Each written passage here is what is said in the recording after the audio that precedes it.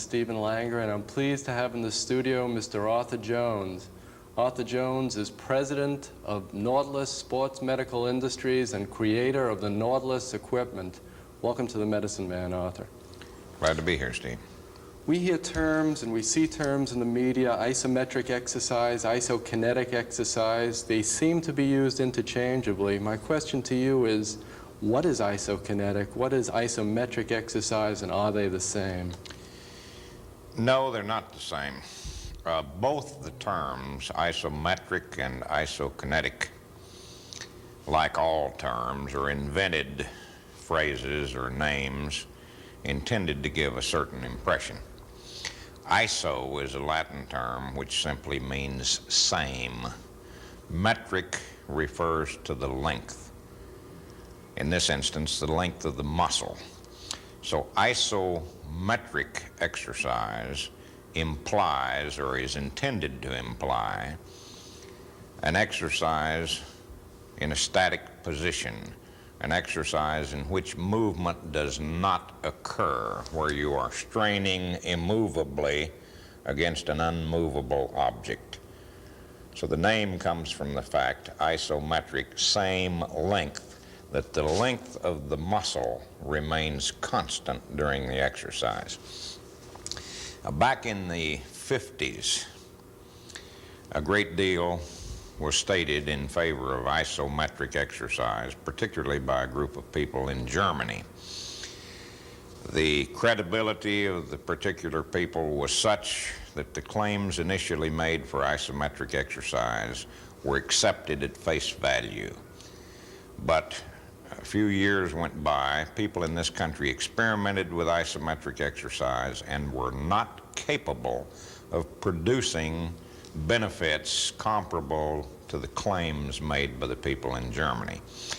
Eventually, somebody went back and questioned the people who originally came up with isometric exercise and said, "We have not been able to duplicate your results."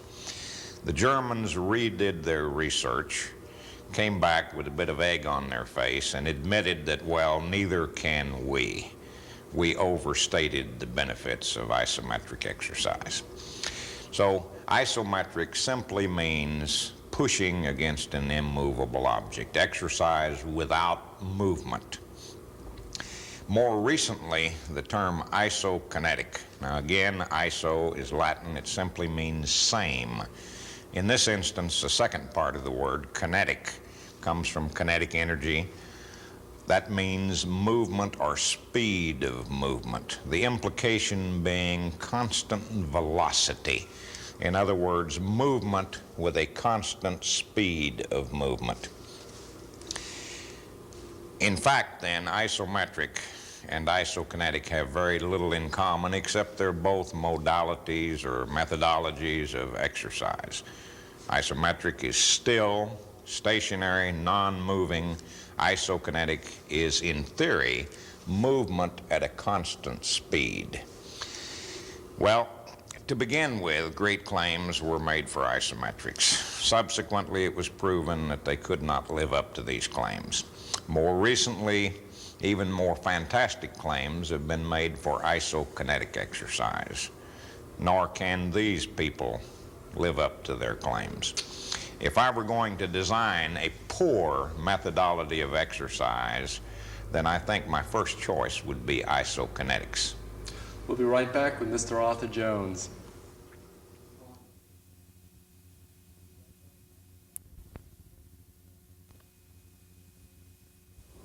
Welcome back. We're talking with my guest, Mr. Arthur Jones, creator of the Nautilus equipment, and our topic is isokinetic exercise. I commented earlier, Steve, that if I were looking for a poor, a non-productive, or for that matter, a dangerous form of exercise, in essence, a very bad form of exercise, that I probably would quit looking if I stumbled onto isokinetics. So in spite of all the claims made for an isokinetic exercise, none of which claims can be proven, in fact, none of which claims can be supported, isokinetics is a very poor way to train, for the very simple reason that isokinetic exercise eliminates the negative or eccentric part of work. The scientific community seems to prefer the terminology concentric and eccentric. I don't like the terms for two reasons. They're too close. Concentric, eccentric in speech or in writing are too close. They're too similar. They lead to confusion. People have to stop and think. They get the opposite impression.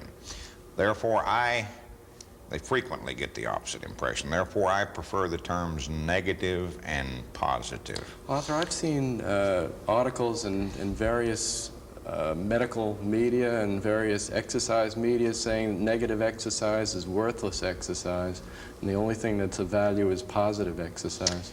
You have seen those articles written by people who are in the employ of companies that are producing an isokinetic brand of exercise. What would you expect them to say? If you go to Ford, do you expect them to praise Chevrolet? If you go to General Motors, do you expect them to praise Ford or Lincoln or Mercury? These people are doing research. They're being paid. They are employees of a particular company. So they're going to praise the house. They're going to maintain that what their product or their methodology is better. But making claims, Steve, is one thing. Being able to back up those claims is something else. Let's look at the simple logic of it. In the first place, let's define our terms. Please. If you lift an object, if you curl a barbell, if you lift a rock, your muscles are contracting. They're becoming shorter. That is positive or concentric work.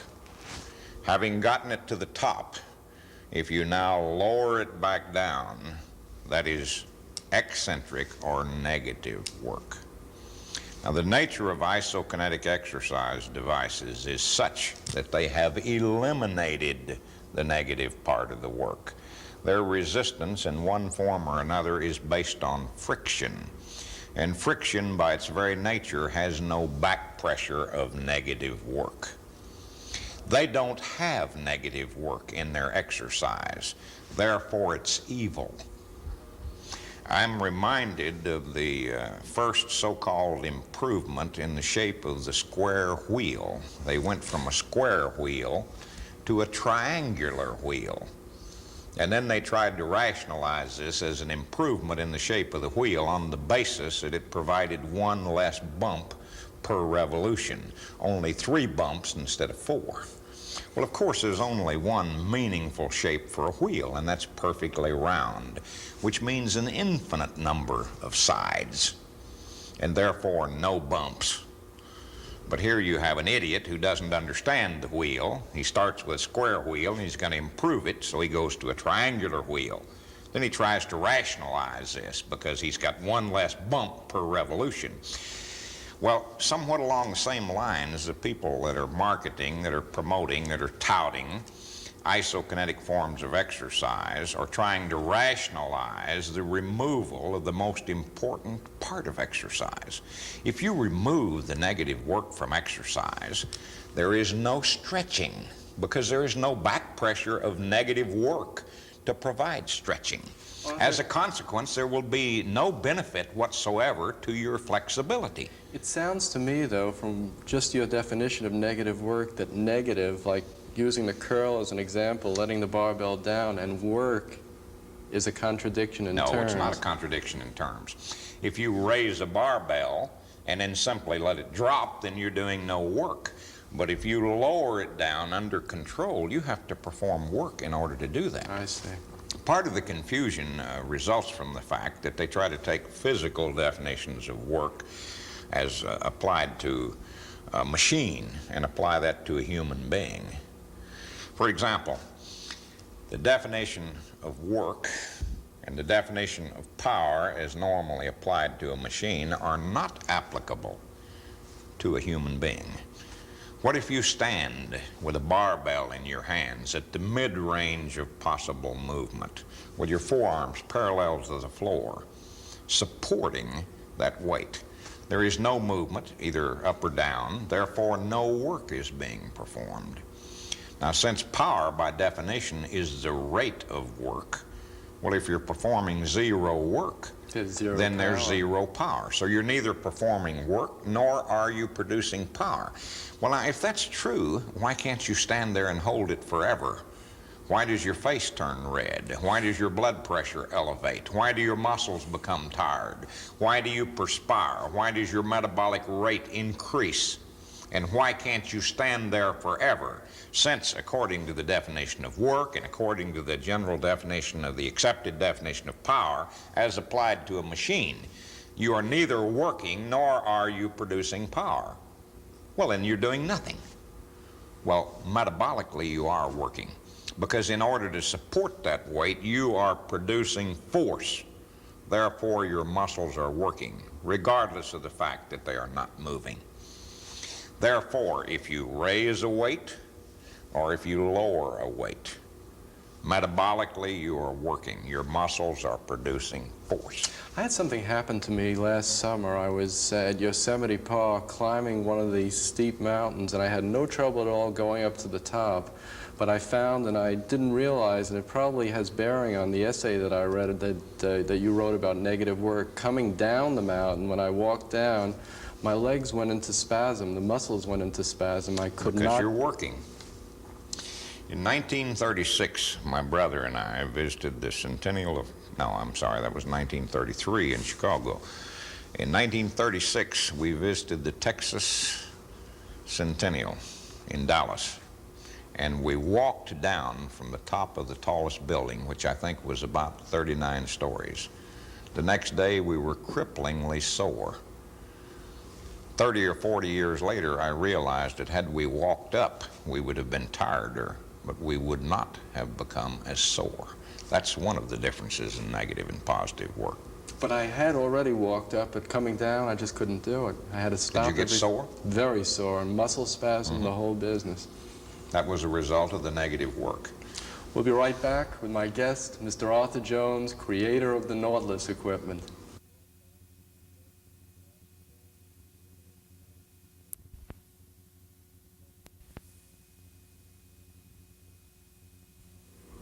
We're talking with Arthur Jones, creator of the Nautilus equipment.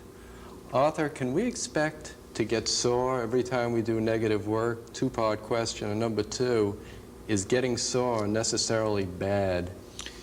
Getting sore is unpleasant, and it seems to be well established that the negative part of work will initially, now note that word initially, cause more muscular soreness than an equal amount or an equal magnitude of positive work. But muscular soreness does not recur in an individual that is training on a regular basis. For example, if I take you into a gymnasium and you've never trained in your life, and I put you through a normal workout with barbells, for example, both lifting and lowering, doing positive and negative work, then you can expect to become, if you work hard the first time. Now, mind you, this is the first time you ever trained in your life. You can expect to become very sore.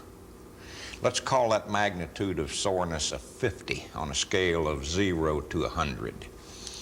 So the next day you will have maybe a level of soreness of 30. 2 days later you'll have a level of soreness of 40. 3 days later you'll have a level of soreness of 50. So you will become somewhat sore 24 hours after your first workout. Markedly sore 48 hours afterwards. Markedly sorer than that another 24 hours later. And then, having reached a peak of 50, it will start to decline. 3 or 4 days later, it'll be back to 0, assuming you continue to train. Now, that's the pattern with normal work, which is both negative and positive.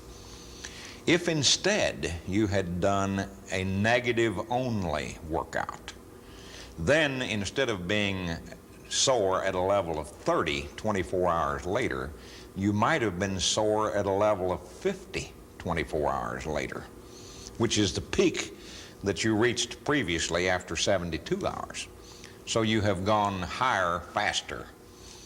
Then 48 hours after the first workout, 2 days later, you might reach a peak of 60 or 65. Can we assume from what But while the soreness will be greater and while it will come quicker, it will decline more rapidly.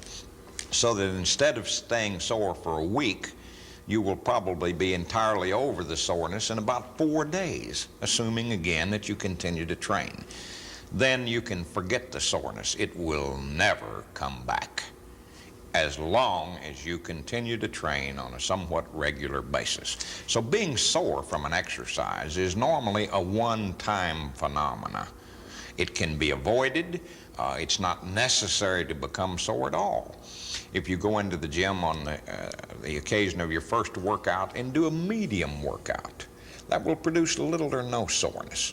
If you go back on the second workout and do a little bit more, that will produce little or nothing in the way of soreness. And if you spend 2 weeks gradually working into the program, then you will never experience muscular soreness. But if you just jump in hard and heavy the first time, then you will become sore. But it's not something that repeats itself. You're not going to continue to get sore every time you work out. No matter what you did after the first 3 or 4 weeks of steady training, you will not produce any degree of muscular soreness. It does not come back. Is it possible to do a negative-only workout in a gymnasium? Well, you can do a certain limited number of exercises. For example, we had we did an experiment at the military academy at West Point in 1975. The Bengals, a professional football team from Cincinnati, had hired a football player. They'd signed him up to a contract. They'd given him an $80,000 bonus. The man weighed 286 pounds, and one of his tests in order to be accepted was he had to chin himself a certain number of times. You know, do a pull-up on a bar. This man couldn't begin to chin himself. 12 days prior to his reporting for the training camp, they sent him to us in desperation and said, make this man capable of chinning himself. Otherwise, we're going to blow our $80,000. We've given him the $80,000. He spent it. It's gone. If he can't chin himself, we're going to have to drop him. So do something, please. You got 12 days to do it. Well, you know, we take him to a chinning bar. He reaches up. He grabs a hold of the bar. He tries to pull, and nothing happens. So what do? Well, you can't train him in a positive manner. He's incapable of pulling himself up. So we put him on a bench in the top position. And then we removed the bench and told him to lower himself. The first time we did it, he went zap to the floor. He just about yanked his arms out by the roots. He couldn't even do a negative chin. He couldn't lower himself. So we held him up. We stood under him, held him by the buttocks, and gave him assistance so that he could do part of the negative work. 12 days later, he was tested. He did 4 3/4 chins in a normal fashion, pulling himself up and lowering himself down, pulling himself back up. He didn't quite get 5, but that was more than enough to pass his test. Those kind of results can be produced with negative exercise. They cannot be produced in any other fashion. The negative part of work, Steve, is by far the most productive and the most important part of exercise. And when you leave the negative work out of exercise, you have little or nothing of benefit left. We'll be right back with Arthur Jones after these messages.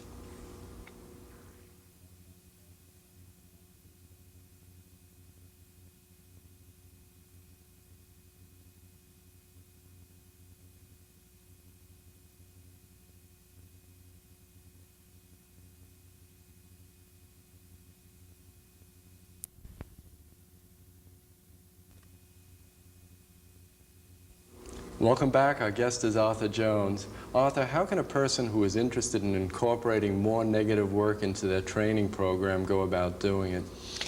There are a certain number of exercises that you can do in a negative fashion without help. Unfortunately, doing pure negative work is not practical for all exercises.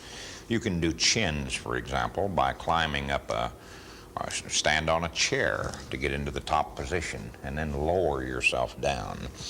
Most women can't chin themselves, but most women can do a negative chin by simply climbing up onto a chair or a footstool into the top position, then taking their feet off of the stool or the chair and slowly lowering themselves down. By training in that fashion, within a few weeks they will increase their strength so much that they can do chins in a normal fashion. And a few other exercises like that. But where possible, don't try to avoid the negative part of work. In fact, emphasize the negative part of work. Accentuate the negative part, because the negative part of exercise, quite contrary to the claims of the promoters, the touters of isokinetic exercise, the negative part of exercise is by far the most important part of exercise. My thanks to you, Arthur Jones, for being a guest on The Medicine Man. My thanks to everyone for watching the show. Any more information about any of the things we've discussed today, kindly write to us at P.O. Box 132, Moraga, California 94556. Good health to everyone. Thank you, Arthur. Thank you.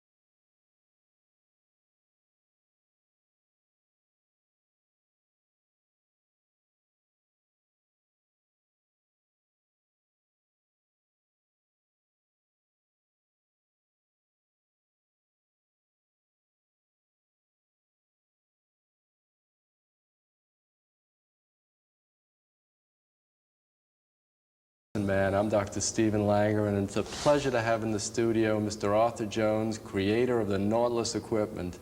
Welcome to The Medicine Man, Arthur. Thank you, Steve. What do you think about the whole field of women's bodybuilding, Arthur?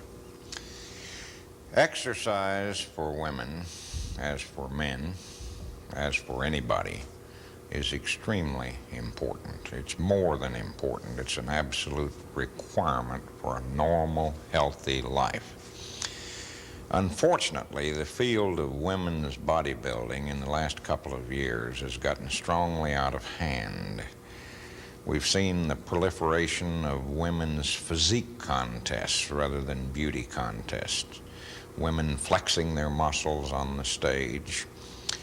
The net result of this has been that you have attracted a few thousand kooks, and you have frightened away a few million women who desperately need exercise and who stand to gain a great deal from exercise. But they're being misled into believing that if they exercise, they will end up looking like Arnold Schwarzenegger, and they don't want to look like Arnold Schwarzenegger. Is this not a fact? In other words, I guess the myth is that if you lift weights of any kind of progressive resistance exercise, you'll become muscle-bound. Well, in the first place, there is no such condition as muscle-bound. That's a fable.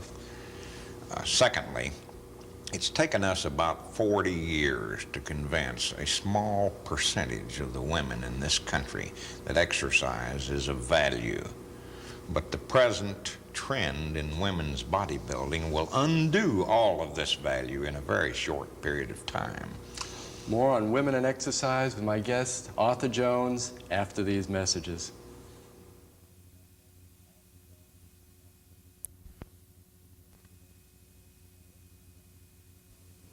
Welcome back. We're talking with Arthur Jones about exercise, particularly as it relates to women. How can we convince women that if they do progressive resistance exercise or use weights in their exercise training, they will not wind up looking like one of these women in a contest?